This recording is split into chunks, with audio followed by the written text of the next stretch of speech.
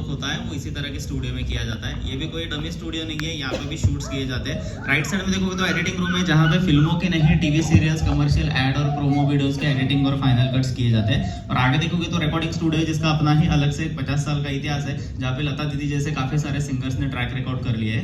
Actually पहले के जमाने में लाइव रिकॉर्डिंग होती थी, पूरा ऑर्केस्ट्रा प्ले किया जाता था, तो ये पूरा स्टूडियो ही एक म्यूजिक रिकॉर्डिंग स्टूडियो हुआ करता था। लेकिन अभी हम डिजिटल में कन्वर्ट कर चुके हैं, हमें टेक्निकल सपोर्ट आ चुका है, इसलिए इसको कॉम्पैक्ट करके मोस्टली शूट्स के लिए ही इस्तेमाल किया जाता है। सो बेसिकली आप लोग यहाँ पे थोड़ा सा एक्सप्लोर करने वाले हो फिल्में कैसी बनती है, क्या क्या बैकग्राउंड वर्क होता है। एकदम डिटेल में फिजिक्स साइंस में जाके आपको पकाऊंगा नहीं, थोड़ा सा सिंपल वे में बताने वाला हूँ फिल्में कैसे बनती है। और आज के बाद आपका फिल्में देखने का नजरिया भी 100% बदल जाएगा। तो इंटरेस्टेड हो सब? क्राउड के हिसाब से आवाज नहीं लग रही मेरे को। ओके, तो फर्स्ट ऑफ ऑल बात करते हैं विजुअल्स के बारे में। जैसे कि एक वर्ड तो आप लोगों ने 100% सुना है, VFX, लेकिन हमें पता नहीं कि भाई ये फंडा क्या एग्जैक्टली किस तरह से काम करता है।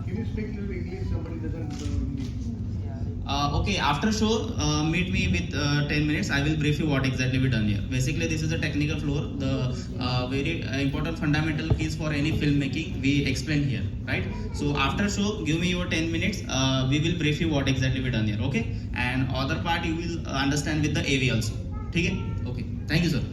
ओके, तो फर्स्ट ऑफ ऑल बात करते हैं विजुअल्स के बारे में। जैसे कि एक वर्ड तो आप लोगों ने डेफिनेटली सुना है, VFX, लेकिन हमें पता नहीं कि भाई ये फंडा क्या है, किस तरह से काम करता है। तो इसको थोड़ा सा सिंपल वे में बयां करता हूँ। कोई भी विजुअल एडिटिंग करने से पहले हमें पुरानी फ्रेम बैकग्राउंड रिमूव करना होगा, जिसके लिए इस तरह के ग्रीन फ्लोर का इस्तेमाल किया जाता है। मतलब आर्टिस्ट इसी तरह के फ्लोर पे परफॉर्मेंस करते हैं, एक्टिंग करते हैं, जिसमें ग्रीन कलर का जो भी पार्ट आता है उसे हम रिमूव कर सकते हैं या फिर ट्रांसपेरेंट कर सकते हैं। तो उस रिमूव और ट्रांसपेरेंट टेक्निक को ही कहा जाता है क्रोमा। और इसमें ग्रीन या ब्लू दो ही कलर इस्तेमाल किए जाते हैं, क्योंकि ये दोनों कलर छोड़ के बाकी जितने भी रिमेनिंग कलर होते हैं हमारे स्किन टोन से या फिर हमने जो कॉस्ट्यूम वियर किया है उसके कलर शेड से मैच करता है। तो ये चीजें गायब ना हो, इसीलिए हम ये दो कलर का इस्तेमाल करते हैं। और बैकग्राउंड रिमूव कर दिया, अभी जो विजुअल्स ऐड करना है वो एग्जैक्टली किस तरह से करेंगे। तो ये जो विजुअल्स होते हैं वो अलग से शूट किया जाता है बिना आर्टिस्ट के, एंड आर्टिस्ट के क्रोमा परफॉर्मेंस के साथ इसको मर्ज एंड मिक्स किया जाता है। लेकिन हर एक विजुअल हम अलग से शूट भी नहीं कर सकते, क्योंकि आज के डेट में हमारे एक्शन की हाइप एंड एक्साइटमेंट इतनी बढ़ चुकी है। झगड़ा होता है हीरो विलन का, तबाह करने निकलते हैं दुनिया। एवेंजर में थैनोस आता है, चुटकी बजा के यूनिवर्स गायब करने की बात करता है। इंडिया की ब्रह्मास्त्र आई थी जिसमें ब्रह्मांड तबाह करना है। मतलब फिल्मों में एक फटके में दुनिया उड़ाना चाहते हैं, इतनी हमारी हाइप बढ़ चुकी है। तो ये जो एक्सट्रीम लेवल का एक्शन होता है इसे हम एक्चुअल में तो शूट नहीं कर सकते, तो उसे क्रिएट किया जाएगा CGI कंप्यूटर ग्राफिक्स द्वारा, एंड एक ग्राफिकल विजुअल्स भी आर्टिस्ट के क्रोमा परफॉर्मेंस के साथ मर्ज एंड मिक्स किए जाते हैं। तो एक्चुअल में एक्टिंग किस तरह से होती है, बैकग्राउंड किस तरह से फ्रेम चेंज होते हैं, देखते हैं एक शॉर्ट AV के जरिए। जैसे कि बजरंगी भाईजान में सलमान खान लास्ट में किसी पाकिस्तानी लेक में नहीं क्रोमा फ्लोर पे गिरते हैं।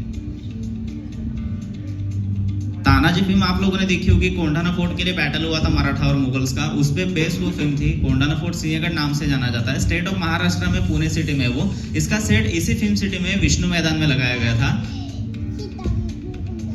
MS धोनी फिल्म में 14 साल के यंग सुशांत सिंह ये जनाब थे। रांझना फिल्म में सोनम कपूर और धनुष को ऐसे ही टीनेज यंगर दिखाया था। दंगल में पब्लिक में आमिर खान खड़े भी नहीं थे, पब्लिक का शॉट अलग से लिया था, आमिर सर का अकेले का शॉट अलग से ऐड था। एक्शन सीक्वेंस की बात करें तो साहो आप लोगों ने देखी होगी, इंडिया की पहली big budget visual effect film थी। इसमें जो आप श्रद्धा कपूर का डमी हेलीकॉप्टर देख पा रहे हो, जहां ऊपर लाइट्स हैंगिंग पे है वहां पे वो हेली हैंगिंग पे था, और श्रद्धा कहीं समंदर में नहीं, मैं खड़ा हूं वहां पे एग्जैक्टली गद्दे पे गिरी थी। पुष्पा का पूरा जंगल भी असल में विजुअल इफेक्ट है। हमें फॉरेस्ट में शूटिंग करना ही अलाउ नहीं, क्योंकि हमें नेचर और जानवरों का भी ध्यान रखना है। सो फिल्म में आप लोगों ने जो फॉरेस्ट देखा है वो सिर्फ एक विजुअल इफेक्ट था, और ये लाल चंदन की लकड़ियां थर्माकोल। इसी फिल्म का खूबसूरत सॉन्ग श्रीवल्ली भी आपको पसंद आया होगा। असल में अल्लू अर्जुन झरने पे डांस करते तो पैर से चप्पल नहीं खुद का बह जाते, हमें पता भी नहीं चलता। डांस भी क्रोमा पे ही किया था। एयरपोर्ट्स भी फिल्मों में ऐसे ही दिखाए जाते हैं। एक्चुअल एयरपोर्ट्स पे हम ऑन टाइम शूटिंग ही नहीं कर सकते, और फिल्मों में हम देखते हैं 50-60 माले की बिल्डिंग है, हीरो विलन आराम से भागा दौड़ कर रहा है, 2 फ्लोर के नीचे मुझे पर्सनली भगवान दिखने लग जाते हैं। तो ये परफॉर्मेंस भी 10-15 फीट की डमी दीवारों पे की जाती है, जिसके मल्टीपल फ्रेम्स बनाए जाते हैं। जंगल बुक फिल्म में मोगली कैरेक्टर छोड़ के जानवरों से लेकर पूरा जंगल भी ग्राफिक्स का ही कमाल था। और क्रिश 3 हमारे इंडिया की फर्स्ट फिल्म थी जो कि 100% क्रोमा था। मतलब उसका एक भी सीन रियल लोकेशन पे शूट नहीं हुआ है, पूरी फिल्म एक बंद स्टूडियो में ग्रीन स्क्रीन पे ही बनाई गई थी। इसका मतलब इस फिल्म में आप लोगों ने जो मुंबई सिटी देखी थी वो भी एक सिंपली VFX था।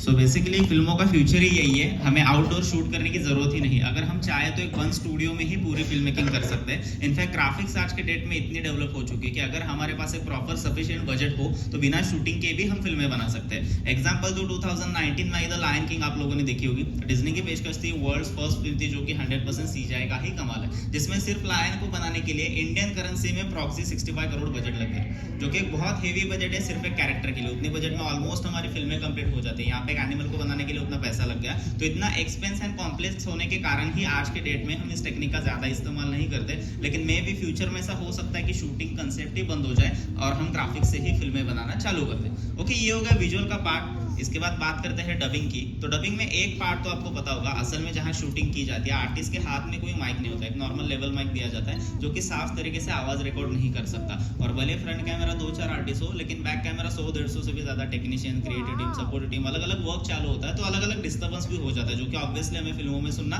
पसंद नहीं होगा। तो इसके लिए डायलॉग डिलीवरी हमें अलग से रिकॉर्ड करनी होगी शूटिंग कंप्लीट होने के बाद। लेकिन ये भी एक डिफिकल्ट टास्क है।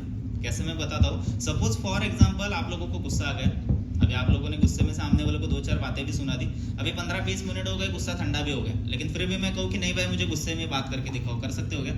नहीं ना, अभी ठंडा हो गया, कहाँ से पैदा करूं? मतलब बेसिकली हम अपने इमोशंस को फिर से एक्सप्रेस नहीं कर सकते। तो फिल्मों की भी जो शूटिंग कंप्लीट हो जाती है, जिसका 2 से 2.5 घंटे का फाइनल कट हमारे सामने प्रेजेंट होता है, उसमें हम कितने सारे इमोशंस देखते हैं। रोमांटिक सीन, कॉमेडी, रोने वाला, गुस्से वाला, इसकी शूटिंग कंप्लीट हो चुकी है। अभी इसको फिर से बयां करना है, same way, same emotion, same lipsync match, same dialogue, जो कि एक डिफिकल्ट टास्क है, जो कि बहुत सारे आर्टिस्ट को पॉसिबल नहीं है आज के डेट में भी। तो उनके लिए अलग से होते हैं डबिंग आर्टिस्ट, जिनको मैं पर्सनली गॉड गिफ्टेड टैलेंट कहूंगा, कि जो दूसरे एक्टर की हूबहू आवाज निकालते, मिमिक करते, वो बात अलग हो गई, लेकिन उनके इमोशंस को सेम वे में बयां भी करते हैं। कुछ एग्जांपल दूं, पहले जमाने की बात करें तो श्रीदेवी जी को हम सभी जानते थे, खूबसूरत एक्ट्रेस थी, लेकिन शुरुआती दौर में उनके स्टार्टिंग करियर में उनको डबिंग में बहुत दिक्कत थी। चांदनी फिल्म एक्चुअली उनकी करियर की फर्स्ट फिल्म है जिसमें उन्होंने अपनी खुद की आवाज डब की है। तो उससे पहले भी तो उनकी फिल्में आई थी, कितने 11 फिल्में आ चुकी थी, लेकिन शायद ही आपको पता होगा असल में उस दौरान काफी बार श्रीदेवी जी को डब किया है रेखा जी ने।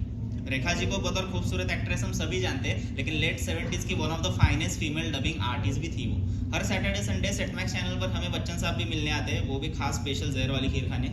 एक 2-4 बार देखी होगी सबने, राइट। सूर्यवंशम फिल्म में बच्चन सर का डबल रोल था। उन दोनों किरदारों के साथ भी जो दोनों लीड एक्ट्रेस है, जो कि उनकी पत्नियों का किरदार प्ले करती है, असल में उन दोनों एक्ट्रेस की डब रेखा जी ने ही किया है। अब तक नहीं पता था तो इस बात के लिए और एक बार फिल्म देखने बैठ जाना, आवाज बढ़ा के थोड़ा गौर से सुनना, घर बैठे बैठे आप खुद भी पहचान जाओगे कि ये रेखा जी की आवाज है। और आज के जमाने की बात करूँ तो जैकलीन, कैटरीना, करीना जैसे एक्ट्रेस को डब करती है मोना शेट्टी। गूगल करोगे तो भी पता चल जाएगा। इंडिया के top finest leading female dubbing artist है करंटली, जो कि 20 से भी ज्यादा फीमेल आर्टिस्ट को आज की डेट में डब करती है, और उसका 5 मिनट का dubbing charge more than 1.5 lakh है।